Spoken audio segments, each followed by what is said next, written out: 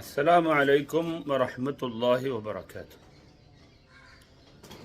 മവാഇദുൽ മുലൂക്ക് എന്ന് പറയുന്ന ഗ്രന്ഥത്തിൽ ഇബ്നുൽ ജൗസി റളിയല്ലാഹു അൻഹു പറയുന്ന സംഭവമാണ് ഇന്ന് നമുക്ക് പറയാനുള്ളത്. ഭരണാധികാരികൾ നന്നായാൽ രാജ്യത്ത് ഒരുപാട് അഭിവൃദ്ധിയും സമൃദ്ധിയും ഉണ്ടാവും. അതിലേക്ക് വിരൽ ചൂണ്ടുന്ന ഒരു സംഭവമാണ് ഇന്ന് നമുക്ക് ഉദ്ധരിക്കാനുള്ളത്. കിസ്റ രാജാവ് ഒരു ദിവസം വേട്ടയാടാൻ വേണ്ടി തൻ്റെ പ്രജകളുമായി പുറപ്പെട്ടു. അങ്ങനെ പ്രജകളിൽ നിന്ന് കൂട്ടം തെറ്റി രാജാവ് സഞ്ചരിക്കേണ്ടി വന്നു. കുറേ സഞ്ചരിച്ചപ്പോൾ കാർമേഘം ഇരുണ്ടു മൂടി ശക്തമായ മഴ പെയ്തു. അദ്ദേഹത്തിൻ്റെയും സൈന്യത്തിൻ്റെയും ഇടയിൽ എവിടെയാണ് ആളുകളെന്ന് കാണാൻ പറ്റാത്ത വിധത്തിൽ ശക്തമായ ഇരുട്ട് മറയായി ഭവിക്കുകയാണ്. ാണ് പോകേണ്ടത് എന്നറിയില്ല. ശക്തമായ മഴ പെയ്തപ്പോൾ രാജാവ് പറഞ്ഞിട്ട് കാര്യമില്ലല്ലോ, മഴ കൊള്ളാതിരിക്കുമോ? അപ്പം മഹാനവരുകൾ ഇങ്ങനെ നോക്കിയപ്പോൾ ഇനിയിപ്പോൾ എന്താ മാർഗം?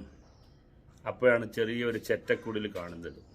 ഫന്തഹ ഇല കൂഹിൻ ഫീഹി അജൂസുൻ. ചെന്ന് നോക്കുമ്പോൾ അവിടെ ഒരു വളരെ വൃദ്ധയായ ഒരു പെണ്ണുണ്ട്.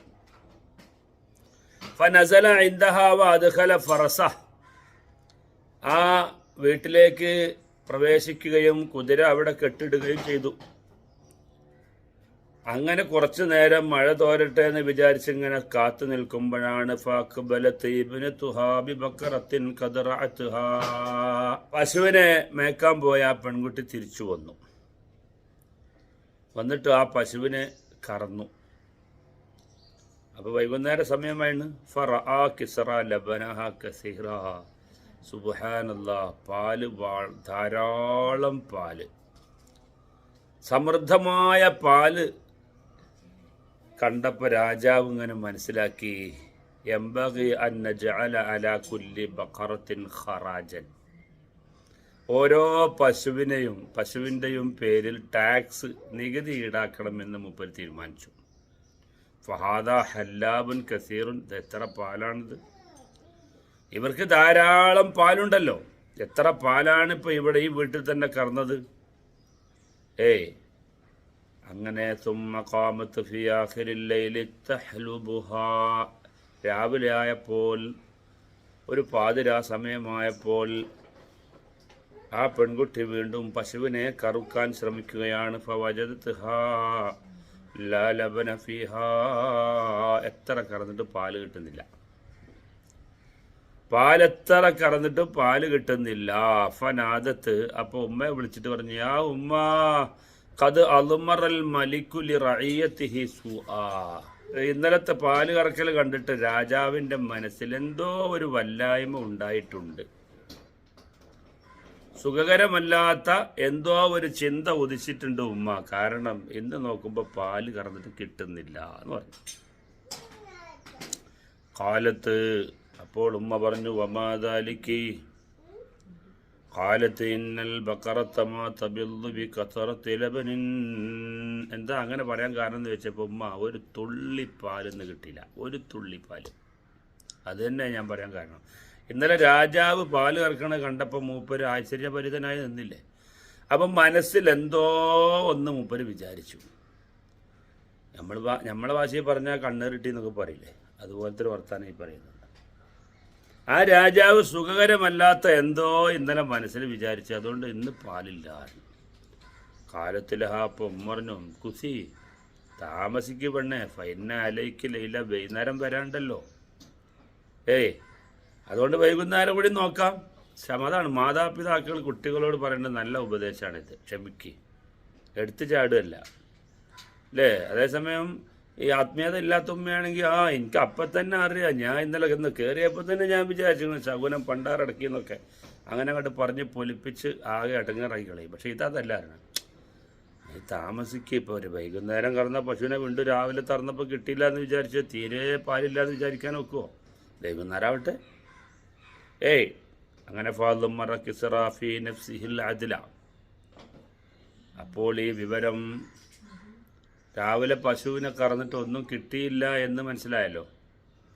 അപ്പോൾ രാജാവ് വിചാരിച്ചു ആ പാലെങ്കിലും ഉള്ളതുകൊണ്ട് അവർക്ക് എങ്ങനെയെങ്കിലും ജീവിച്ച് മുന്നോട്ട് പോകാൻ പറ്റുന്നുണ്ട്, ആ പാലും കൂടി ആ വീട്ടുകാർക്കില്ലെങ്കിൽ എന്തായിരിക്കും അവസ്ഥ എന്ന് തിരിച്ചൊരു ചിന്ത മനസ്സിൽ, നല്ല രൂപത്തിലുള്ള ഒരു ചിന്ത വിചാരിച്ചപ്പോൾ എന്ത് ചെയ്തു? വറുജുവാൻ ദാലിക്കൽ ആസ്മി, ആ ഒരു ചിന്തയിൽ നിന്ന്, അതായത് നികുതി ഏർപ്പെടുത്തണമെന്ന ചിന്തയിൽ നിന്ന് രാജാവ് പിന്തിരിഞ്ഞു. ഫലമ്മാ കാന ആഖിറുൽ ലൈലി ഖാലത്ത് ലഹാ ഉമ്മുഹാ ഖൂമി ഇഹ്തലിബി, പെണ്ണെ വൈകുന്നേരമാണ്, പശുവിനെ കറക്കണില്ലേ. അങ്ങനെ പെണ്ണ് എണീറ്റു. ഫവജത്തിൽ ബക്കറത്ത ഹാഫിലൻ, പശുവിനെ കറന്നു നോക്കുമ്പോഴോ നല്ലോണം പാല് ചുരത്തുന്ന അവസ്ഥയുണ്ടായി. ഫക്കാലത്ത് പറഞ്ഞു, യാ ഉമ്മാ ഖദ് വല്ലാഹി സാലമാ ഫീ നഫ്സിൽ മലികി മിനശ്ശർരി, നമ്മളെ രാജാവിൻ്റെ മനസ്സിലുള്ള ആ കെടുമ്പ് ചിന്തയുണ്ടല്ലോ, ആ മോശം ചിന്ത, അത് മാറി തോന്നുന്നുണ്ട് കേട്ടോ. അപ്പോൾ നല്ലോണം പാല് കിട്ടിയിരുന്നു. ഫലമ്മർത്തഫഅൻ നഹാറു ജാ അസ്ഹാബു കിസ്റാ, അങ്ങനെ സൂര്യ ഉദിച്ചുയർന്നപ്പോൾ ആ രാജാവിൻ്റെ അനുയായികളുണ്ട് വീട്ടിൽ വന്നിട്ട് പറഞ്ഞു, നിങ്ങളോടും മോളോടും രാജാവിൻ്റെ സന്നിധിയിലെത്താൻ പറഞ്ഞിട്ടുണ്ട്. അങ്ങനെ ഈ രണ്ടുപേരും പോയി, ഉമ്മയും പോയി, അതുപോലെ തന്നെ മകളും രാജാവിൻ്റെ സന്നിധിയിലെത്തി. ഫഹ്സന ഇലൈഹിമ, രാജാവ് അവർക്ക് നല്ല പെരുമാറ്റമൊക്കെ നടത്തി. വഖാല, എന്നിട്ട് പറഞ്ഞു, കൈഫ അലിംതുമാ ദാലിക, എൻ്റെ മനസ്സിൽ ഇങ്ങനെ ഒരു ദുശ്ചിന്ത വന്നുപോയി എന്ന് നിങ്ങൾ എങ്ങനെ അറിഞ്ഞത്? രാവിലെ പാല് കറന്നിട്ട് നിങ്ങൾ പറഞ്ഞല്ലോ, ഉമ്മയോട് പറഞ്ഞല്ലോ, മോള് ആ മനസ്സൻ രാജാവിൻ്റെ മനസ്സ് കെടുമ്പാ തോന്നുന്നുണ്ട്, എന്തോ ഒരു മോശം ചിന്ത വന്നതിൻ്റെ പേരിലാണ് നമുക്കിത് പാല് കിട്ടാത്തത് പറഞ്ഞില്ല. അങ്ങനെ ഒരു ചിന്ത എനിക്ക് ഉണ്ടായി. നിങ്ങളെങ്ങനെ? സത്യത്തിൽ ഇന്നലെ നിങ്ങളാ പാല് കണ്ടപ്പോൾ ഞാൻ വിചാരിച്ചു ഓരോ പശുവിനും നികുതി ഈടാക്കണമെന്ന്. രാവിലെ കിട്ടിയില്ല എന്ന് വിവരം കേട്ടപ്പോൾ വേണ്ട, പാവകൾ എങ്ങനെ ജീവിച്ചോട്ടെ എന്ന് വിചാരിച്ചു പോയി. അങ്ങനെ ഒരു ചിന്ത വന്നു എന്ന് എങ്ങനെ അറിഞ്ഞത് എന്ന് വെച്ചു. കാലത്തിൽ അജൂദു ഇന്ന ബിഹാദൽ മക്കാനി മുന്തു കഥ വക്കഥ, ഞാൻ എത്രയോ കാലങ്ങളായി ഇവിടെ ജീവിച്ചു വരികയാണ്. ഫമാ ഉമില ഫീനാ ബിഅദ്ലിൻ ഇല്ലാ അഖ്സബത് അർദുനാ വത്തസഅ ഐശുനാ, എൻ്റെ ഇത്രയും കാലയളവിൽ എനിക്ക് അനുഭവപ്പെട്ട നല്ല ഭരണാധികാരി വരുമ്പോഴൊക്കെ ജനങ്ങൾക്ക് സമ്പൽ സമൃദ്ധിയിലുള്ള ജീവിതമുണ്ട്, നല്ല അനുഗ്രഹങ്ങളുണ്ട്, ഐശ്വര്യമുണ്ട്. അതേസമയം വമാ ഉമില ഫീനാ ബിജൗരിൻ ഇല്ലാ ദാക ഐശുനാ വങ്കത മവാദുൻ നഫഇ അന്നാ, രാജാവ് ഗുഡ്സായ ഹൃദയക്കാരനും പരുപരുക്കൻ സ്വഭാവക്കാരനുമാണെങ്കിൽ ആ നാട്ടുകാരുടെ അവസ്ഥ ദുസ്സഹമാണ്.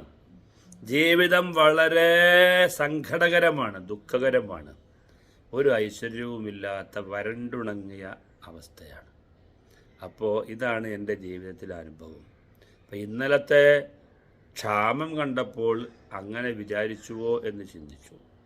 ഇന്നത്തെ ക്ഷേമം കണ്ടപ്പോൾ രാജാവ് അതിൽ നിന്ന് പിന്തിരിഞ്ഞു എന്നും മനസ്സിലായി.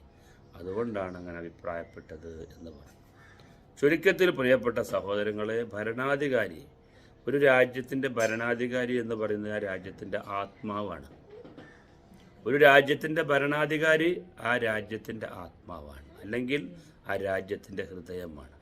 ഹൃദയം നന്നായാൽ മനുഷ്യൻ നന്നായി, ഹൃദയം മോശമായാൽ മനുഷ്യൻ മോശമായി എന്ന് പറഞ്ഞതുപോലെ ഭരണാധികാരി നന്നായാൽ ആ നാട്ടിലുള്ള ജനങ്ങൾ നന്നാവും. ഭരണാധികാരി, നേതൃത്വം നൽകുന്ന അമീർ മോശമായാൽ പിന്നെ പ്രജകളുടെ കാര്യം പറയാനേയില്ല. നേതൃത്വം നൽകുന്ന ആൾ തന്നെ അക്രമവും അനീതിയും അരാജകത്വവും അധർമ്മവും നടപ്പിലാക്കുന്ന ആളാണെങ്കിൽ പിന്നെ അതിനേക്കാൾ നല്ലൊരു അനുയായികളെ പ്രതീക്ഷിക്കണോ? വേണ്ട, ഒരു മോശമായിരിക്കും. നേതൃത്വം നൽകുന്ന ആൾ തഖ്വയും അതുപോലെ സുൽഹും ജൂദും സുഹുദും ഒക്കെയുള്ള ഒരാളാണെങ്കിൽ അതിനനുസരിച്ചുള്ള പ്രജകളുണ്ടാകും. ഇപ്പോഴും നമുക്ക് കാണാമല്ലോ, നേതൃത്വം നൽകുന്ന പല സംഘങ്ങളെയും വിലയിരുത്തിയാൽ നമുക്കത് ബോധ്യപ്പെടും. അല്ലാഹു സുബ്ഹാനഹു വ തആല നമ്മുടെ ഈമാൻ സംരക്ഷിക്കുമാറാവട്ടെ, ഹിദായത്ത് നിലനിർത്തട്ടെ, പാപങ്ങൾ പുറത്തു തരട്ടെ. ഈ വഴിയിലേക്ക് നമ്മൾ തിരിച്ചു വിട്ടാൽ നമുക്ക് ഇൽമു പഠിക്കാൻ സഹായകമായ എല്ലാ കാര്യങ്ങൾക്കും അല്ലാഹു തആല ഖൈറും ബർക്കത്തും നൽകി അനുഗ്രഹിക്കുമാറാകട്ടെ. ആമീൻ ബിറഹ്മതിക യാ അർഹമർ റഹീമീൻ. സല്ലല്ലാഹു അലാ മുഹമ്മദ് സല്ലല്ലാഹു അലൈഹി വസല്ലം. സല്ലല്ലാഹു അലാ മുഹമ്മദ് സല്ലല്ലാഹു അലൈഹി വസല്ലം. اللهم صل على محمد يا رب صل عليه وسلم. السلام عليكم ورحمة الله وبركاته.